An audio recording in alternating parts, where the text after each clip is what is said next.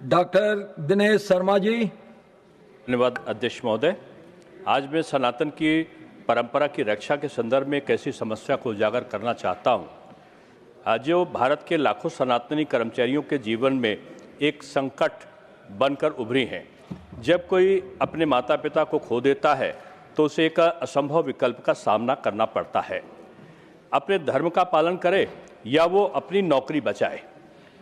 इसका मुख्य कारण यह है कि भारत के वर्तमान श्रम कानूनों में सवैतनिक शोक अवकाश के लिए कोई प्रावधान या दिशा निर्देश नहीं है, जबकि अन्य देशों में जैसे कनाडा, जर्मनी आदि तमाम देशों में इस प्रकार का प्रावधान है।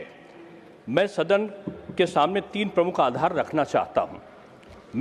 पहला, हमारे शास्त्रों में माता पिता की सेवा और उनकी मृत्यु के बाद के कर्तव्यों को पितृ ऋण से मुक्ति का एकमात्र मार्ग बताया गया है।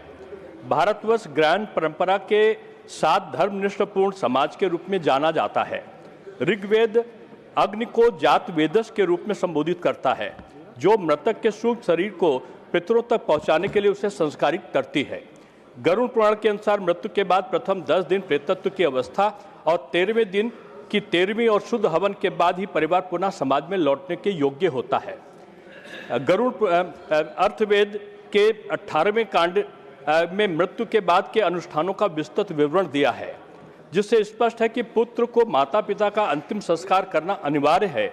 यह केवल परिवार की भावना का विषय नहीं, यह धर्म है, हमारे शास्त्रों द्वारा निर्धारित अनिवार्य कर्तव्य है। दूसरा आधार हमारा यह है कि हार्वर्ड बिजनेस रिव्यू की रिपोर्ट कहती है कि शोक में डूबा कर्मचारी 50% तक कम उत्पादक होता है। इस प्रतिस्पर्धा में विशेष कर सरकारी नौकरी, बहुराष्ट्रीय कंपनियों में एमएनसी और निजी क्षेत्रों में एक डरावना ट्रेंड उभर कर आ रहा है। काम के भारी बोझ और ऑलवेज ऑन डिजिटल संस्कृति के कारण बच्चे अपने माता पिता के अंतिम संस्कारों को मात्र 2 या 3 दिन में समेटने को मजबूर हैं। यह स्थिति न केवल धार्मिक दृष्टि से विनाशकारी है, बल्कि मानसिक स्वास्थ्य के लिए भी घातक है। जब वह अधूरी रस्म के साथ लौटता है तो शरीर वहां होता है, मन में ग्लानि और अपराध बोध से वो दबा होता है। हम इंसान तैयार कर रहे हैं या मशीनें? मान्यवर, हमारा इस संदर्भ में कहना है कि हमारी जो परंपराओं को अगली पीढ़ी को हस्तांतरण का बीड़ा भी घर के वरिष्ठ सदस्य के ऊपर होता है। जो आचरण वह करेंगे वही भी अगली पीढ़ी सीखेगी।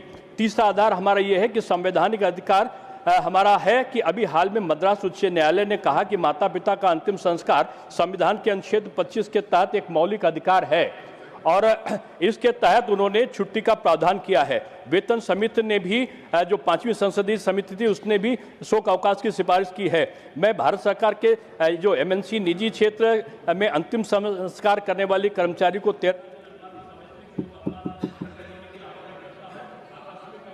या अर्जित अवकाश ईएल से इसे अलग रखा जाए, ताकि कोई भी भारतीय अपनी आजीविका और अपने धर्म के